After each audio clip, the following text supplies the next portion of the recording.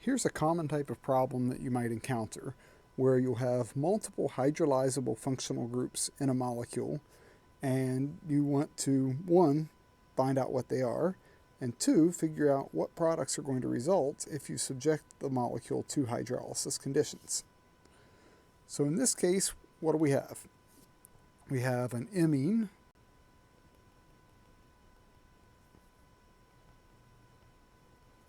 and then we also have an acetal on the far right side.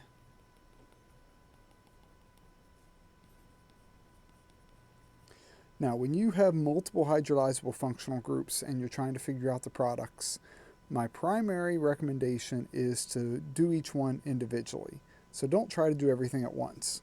Even though that might happen in the actual reaction, for our sanity, just do one at a time. Keep it very, very simple. So let's start on the left and we'll do the imine. And like we did in the previous problem where we saw an imine and we drew out the mechanism, what did we do? The first thing we did was find the carbon that will end up being the carbonyl carbon. That's the carbon doubly bonded to the nitrogen. So this carbon right here.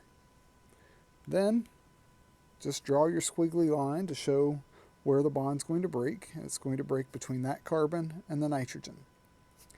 So when we do the hydrolysis of that particular functional group, let's just draw it below, the nitrogen comes off and we end up with an amine.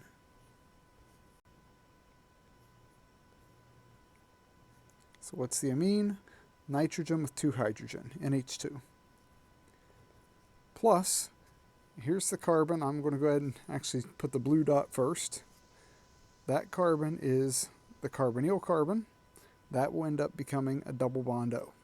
So draw that in. And then attach the rest. So what else is attached to that? We have the 6-membered ring.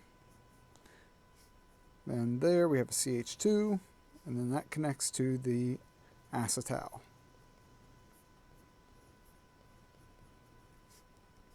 Okay, so we've done one portion of the problem.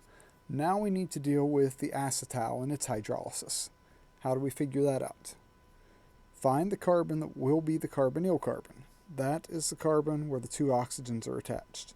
So let's highlight that. Then we'll draw our squiggly lines to show where the bonds will break. Here. And here. So then when we do that hydrolysis, those 2 oxygens come off to form alcohols. So we're going to get from one an HOCH3, from the other HOCH3.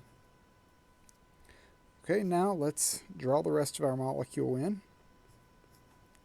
Here's our 6-membered ring. On the left we have the aldehyde that was formed from the imine hydrolysis. On the right we have our CH2, and then here's the carbon that I highlighted in blue. And that will now be a double bond O. So that one ends up being an aldehyde as well. So the products you get from the hydrolysis, product 1 is the amine, product 2 is this dialdehyde, and product 3 is methanol.